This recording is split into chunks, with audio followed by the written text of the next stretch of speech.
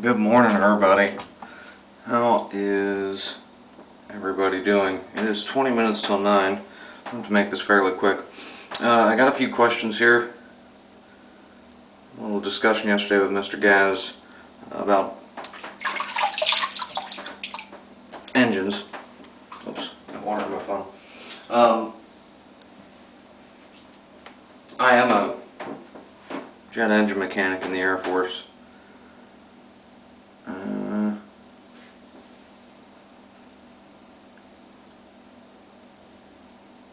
Okay, I'll do two and then check this again. Can lightning strikes kill an engine during a flight? Probably not. Most modern airframes have a lightning arresting system built into them. And usually if they're going to take a lightning strike, it's not really through the engine.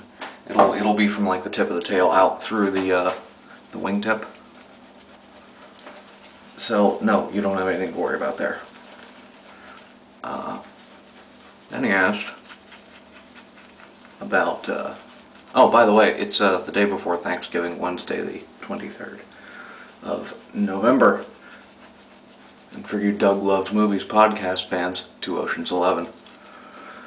And he asked about birds. Like, can a pigeon getting sucked up by an engine or through an engine cause a fire and shut out the motor? I don't know how you worded it. Hang on.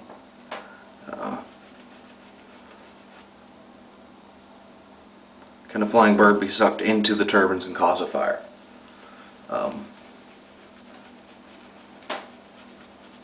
Yes, birds can and do get sucked into motors. Most of the time with commercial airliners, which is where your question seemed to originate from,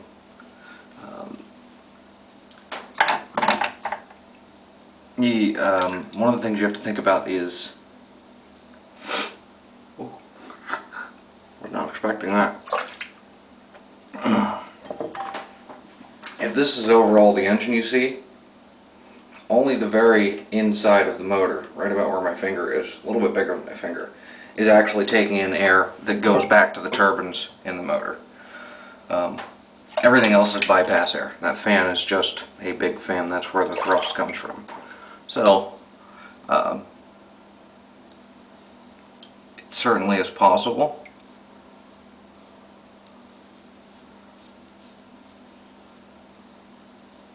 For you to have a problem. It's moderately unlikely.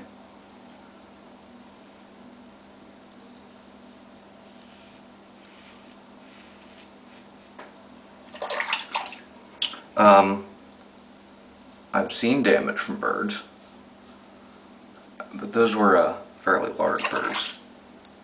I don't know what this one airplane had hit that I worked on. It actually warped and twisted some of the fan blades. But, I mean, those are titanium fan blades. This was a very large bird. Most of the times, after a bird strike, you gotta go out. Now, it depends on the engine and what that manufacturer has determined to be their maintenance requirements for foreign objects in the gas path. But the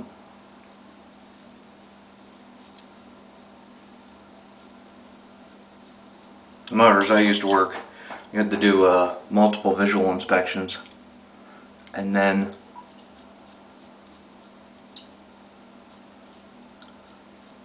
a bore scope inspection.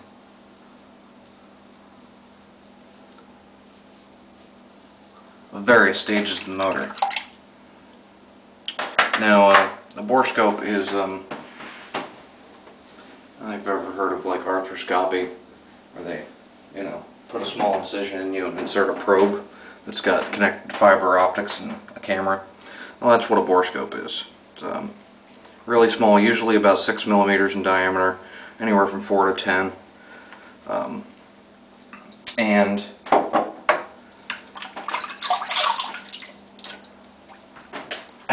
it allows you to look at the inside of the motor without having to tear things apart. So normally you have to inspect the inside of the motor. A few stages of compression, any key features inside of the motor, like if there's variable geometry in the motor for, you know, stator vanes or something. You have to look sometimes in the combustion chamber and then back through the turbines. One of the interesting things about, certain motors I've worked in the past before, they had what, I don't know what it was called on paper, but our GE rep called it, oops, I just gave that away, didn't I? Called it the bird bump, which was back by the, in the diffuser case, between the compressor and combustor. Because the air moving in a back the core of a jet engine is actually going too fast to catch on fire or to reliably ignite. So you use the diffuser case and apply Bernoulli's principle and slow the airflow down. It's kind of cool. This bird bump would deflect FOD out into the bypass air instead of sending it back through the turbines, which is a pretty handy design feature.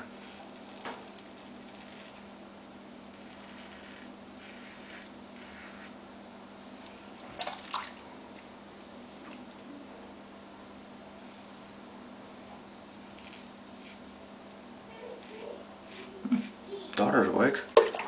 I don't remember the next question. Bear with me a sec. We're probably going to go fairly long today. That happens. Engine malfunction. What are the chances? More realistically, what are the chances you just didn't know about them? Most engine malfunctions are pretty mundane and minor.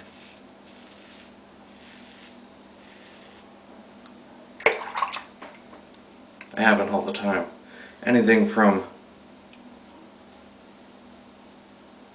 like an indication problem, like oil pressure fluctuating,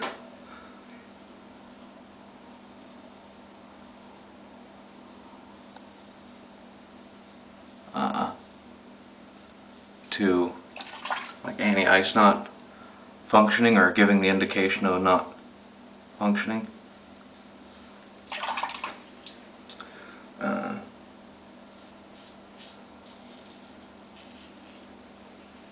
Up through, well, a lot of things, really.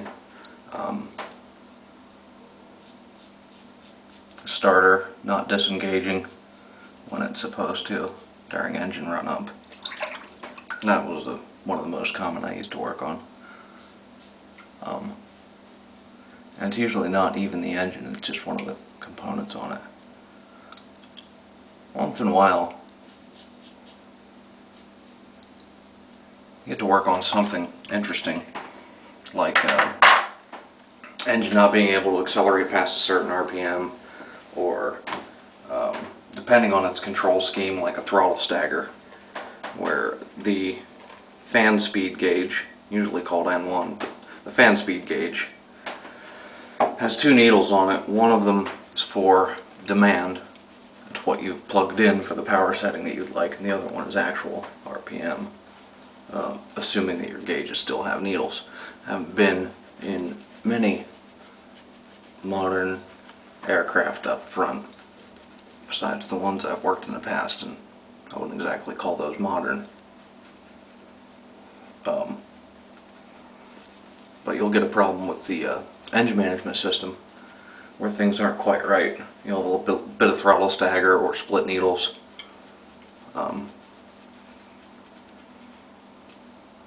Could be EGT problems, like where one motor is just a lot hotter than the others, you know, 7,500 degrees Celsius.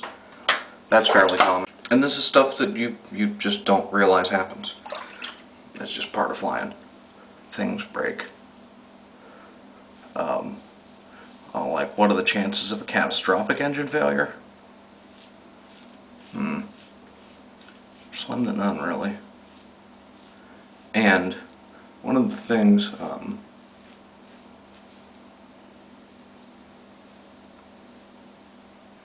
about international aviation standards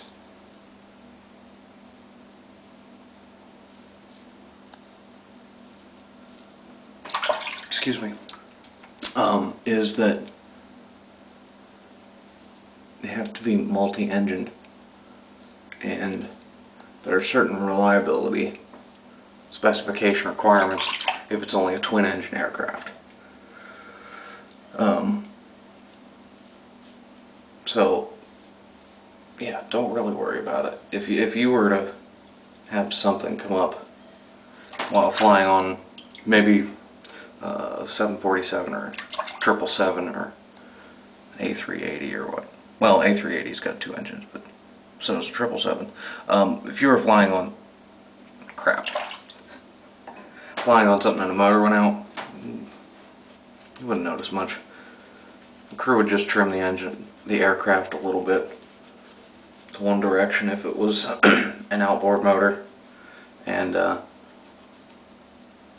just keep on trucking to the nearest place to land.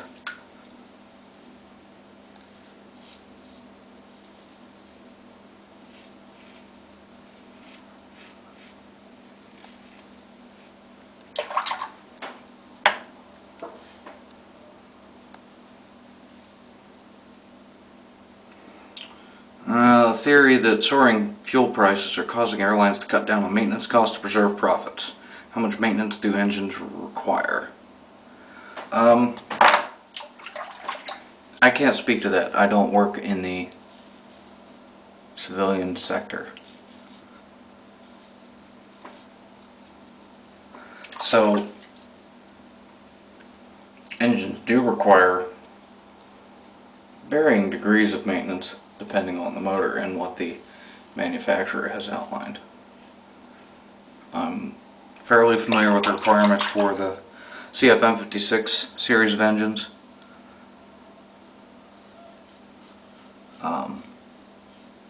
They require a lot more routine maintenance.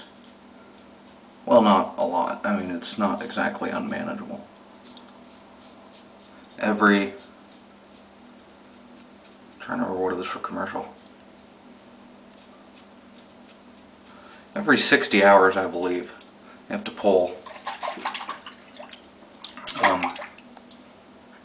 chip detectors out of the oil pump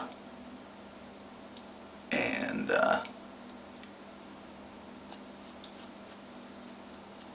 do a bunch of inspections on the motor, just visual inspections. Check the fuel filters, things like that. Then every 1800 hours change the fuel filters. Every 1500 hours you got to pull the fan blades off and inspect the roots. See.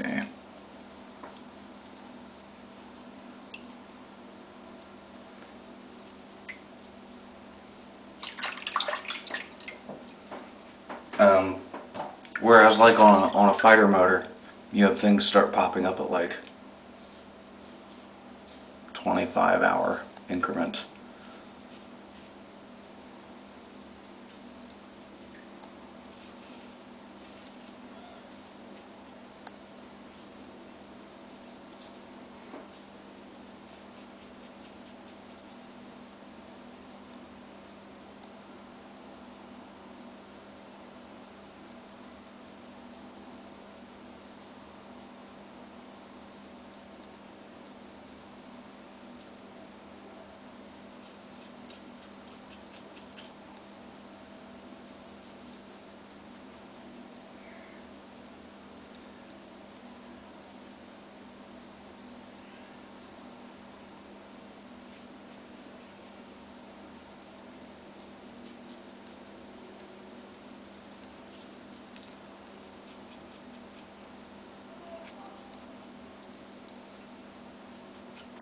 Cool.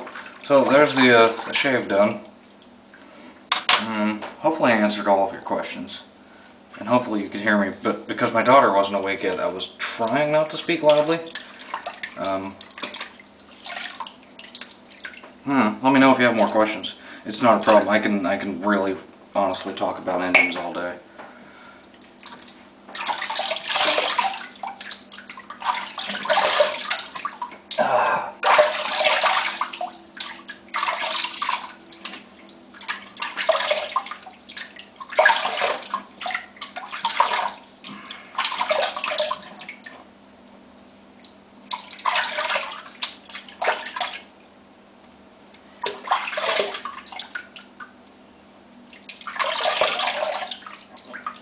I know, there's nothing more exciting than hearing me splash and staring at my shower curtain.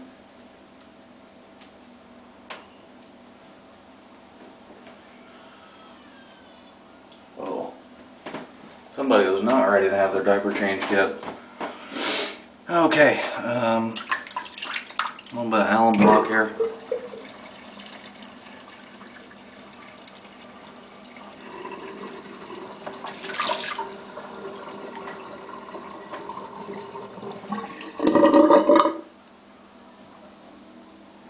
And really, regarding them skimping maintenance to save money, your flight crew's not going to put you in a position that they're not comfortable with. Not to mention all kinds of doctrine about airworthiness. Occasionally something might slip through a crack, but it's not something that I don't think it's fair to call it a trend, because it would have to exist. You know what I mean? I'm sure some carriers have tried it in the past, because of certain incidents that have come from cost cutting, and people not paying attention.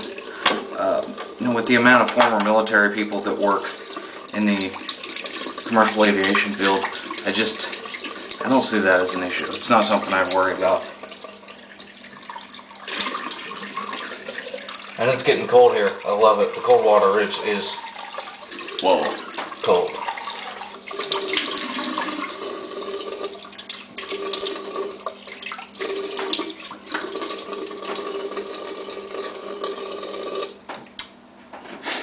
Very refreshing.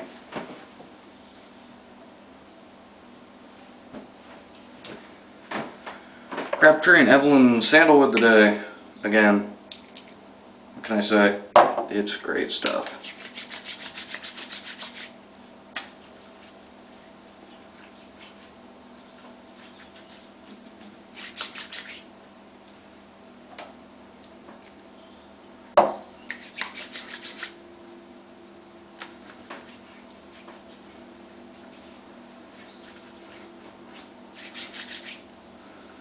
And other things, I know you said you were nervous about flying. Don't let them bother you. The people that design airplanes are way smarter than you or I. So, and the validation and testing that aircraft have to go through. And you read about something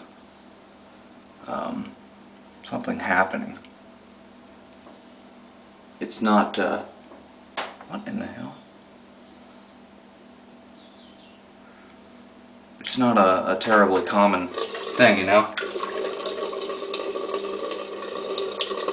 Not every day somebody finds something horrendously wrong with the aircraft or something. It's once out of thousands upon thousands of... Wow, what is going on here? Thousands upon thousands of flights. That's interesting. So while I figure out what the hell I forgot to rinse off my face before I shaved, y'all have a good day. I really gotta get going. I gotta get to work. But hey, happy Thanksgiving, X.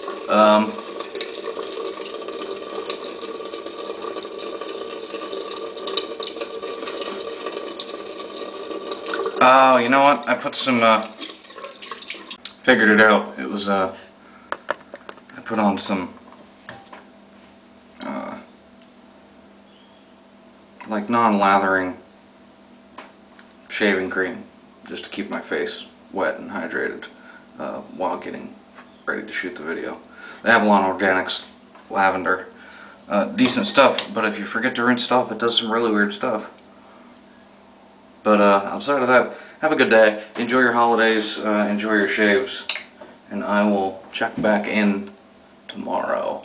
And I won't have one of these funky tan shirts on. I might actually dress presentably. Take care, guys. See ya.